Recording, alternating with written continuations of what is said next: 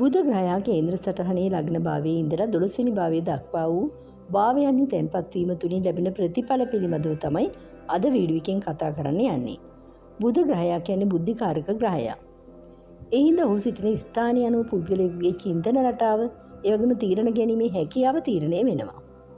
අපි මුලින්ම බලමු ලග්න භාවයේ ඔයාලගේ කේන්ද්‍ර සටහනේ බුධ ග්‍රහයා තැන්පත් වෙලා ඉන්නවනම්. පෞරුෂත්වයේ පිළිබඳව කිව්වොත් ඉතා ප්‍රසන්න තරුණ පෙනුමක් තියෙන කෙනෙක්. මේ අය ගොඩක් විහිළු තහළු වලට කැමතියි. ඒ වගේම හැම වෙලාවෙම සතුටින් ඉන්න උත්සාහ කරන පුජ්‍යලීන්. ඒ වගේම කතිකත්වයට ඉතාමත් දක්ෂ පුජ්‍යලීන්. ඕනම දෙයක් ඉක්මනින් වටහා ගන්නත් මේ අයට ශක්තිය තියෙනවා. ඒ වගේම තමයි ගණිතය, තර්ක ශාස්ත්‍රය වගේ, ඒ වගේම තමයි ජ්‍යොතිෂ වෙන විෂයන්ට සහජ දක්ෂතාවයක් පෙන්වු කරනවා. දැන් මං කියන්නේ දෙවෙනි භාවයේ ධනස්ථානයේ බුධ ග්‍රහයාගේ පිහිටීම සම්බන්ධව. ආර්ථික වශයෙන් බැලුවොත් තමන්ගේ බුද්ධිය මෙහෙවයා ධනෙ උපයන පුජ්‍යලිය. ලේඛන කලාවෙන් වගේම කතිකත්වයෙන් මුදල් ලබා ගන්න පුළුවන්. පවුල තුල කතාව ඉතාමත් හොඳින් කරන නිසා හැමෝම එක්ක හොඳ කතා බහක යෙදෙන හින්දා පවුලේ අයගේ ආදරය දිනා ගන්න මේ අයට හැකියාව ලැබෙනවා.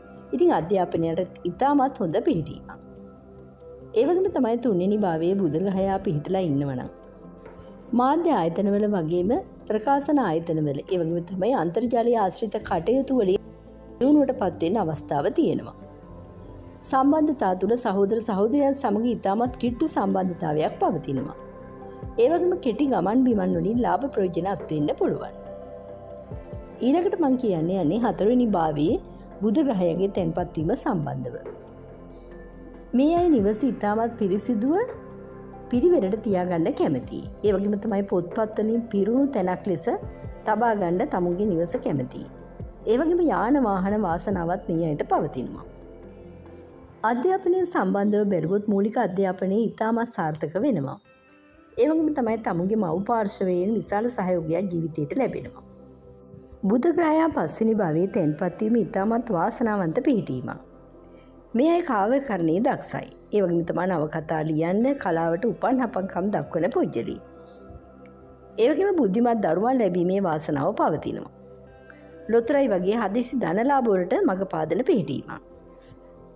හයවෙනි භාවයේ බුධ ග්‍රහයාගේ පිහිටීම තුළ නීති ශාස්ත්‍රයේ රැකියාවලට ඉතාමත් සුදුසුයි. ඒ වගේම තමයි වෛද්‍ය ශාස්ත්‍රයේ රැකියාවන්ටත් ඉතාමත් සුදුසු පිහිටීමක්.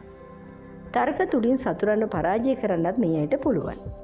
සෞඛ්‍ය තත්ත්වය බැලුවොත් ස්නායු පද්ධතියේ දුර්වලතාව වගේම සමේ රෝග පිළිබඳව සැලකිලිමත් වීම ඉතාමත් යෝග්‍යයි. හත්වන භාවයේ බුධ ග්‍රහයා තැන්පත් වෙලා ඉන්නවනම් ඔයාලගේ විවාහ සහකාර හෝ සහකාරිය ඉතාමත් තරුණ පෙනුමක් ඇති බුද්ධිමත් අයෙක් වෙන්න පුළුවන්. ඒ වගේම විවාහයෙන් පස්සේ දියුණුවට මඟ සැලසෙනවා. ව්‍යාපාර වශයෙන් බැලුවොත් හවුල් ව්‍යාපාර වලින් සාර්ථක ජීවිතයක් ගත කරන්න පුළුවන්. ඒ වගේම තමයි සමාජයේ ගෞරවයට පාත්‍ර වෙන පුද්ගලයෙක් වෙනවා. අටවෙනි භාවයේ බුධ ග්‍රහයාගේ තැන්පත් වීම තුළ গুপ্ত විද්‍යාව, පර්යේෂණ වගේම රහස් පරීක්ෂණ කටයුතු වලටත් අතිශයින්ම සුබදායක වෙනවා. උරුමයන් විදිහට අනපේක්ෂිත ලෙස දීපල ලැබීම්, රක්ෂණ මන්දි වගේ දේවල් ලැබෙන්නත් ඉඩකඩ තියෙනවා. මේක ආයුෂ වැඩි වෙන පිහිටීමක්. ඒ වගේම තමයි නවවෙනි භාවයේ බුධ ග්‍රහයාගේ තැන්පත් වීම තුළ, ඒ කියන්නේ භාග්‍යස්ථානයේ පිහිටීම තුළ වාසනාව අරගෙන එනවා. ඒ වගේම තමයි නවවෙනි භාවයේ කියලා කියන්නේ භාග්‍යස්ථානය. භාග්‍යස්ථානයේ මේ වගේ බුධ ග්‍රහයාගේ පිහිටීම තුළ මේ කෙනා ධාර්මික පුද්ගලයෙක් වෙනවා. ඒ වගේම තමයි පියාගෙන් උදව් උපකාර ලැබෙනවා වගේම දේපල වාසනාව හිමි වෙනවා. විදේශ ගමන් වලට ඉතාමත් යහපත් පිහිටීමක්.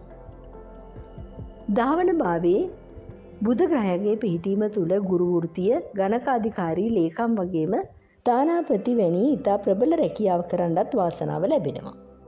සමාජය තුළ ගෞරවණීය ලෙස ජීවත් වෙන්නත් වාසනාව තියෙනවා. ඒ වගේම තමයි චරිතවත් පුද්ගලයෙක් ලෙස හඳුන්වන්න පුළුවන්.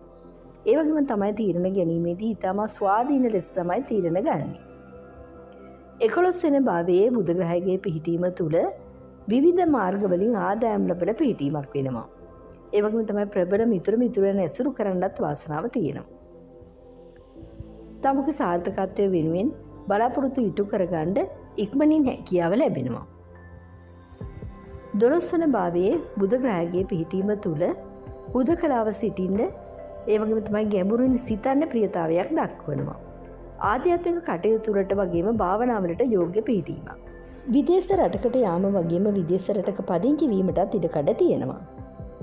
ඔයාලගේ කේන්ද්‍ර සටහනේ බුදුග්‍රහයා උච්චභාවයෙන් කන්‍යා රාශිය තැන්පත් වෙලා ඉන්නවනම් ඉතාමත් වටිනා පිහිටීමක්. ඒ වගේම තමයි මීන රාශියේ බුදුග්‍රහයා නීච වෙනවා.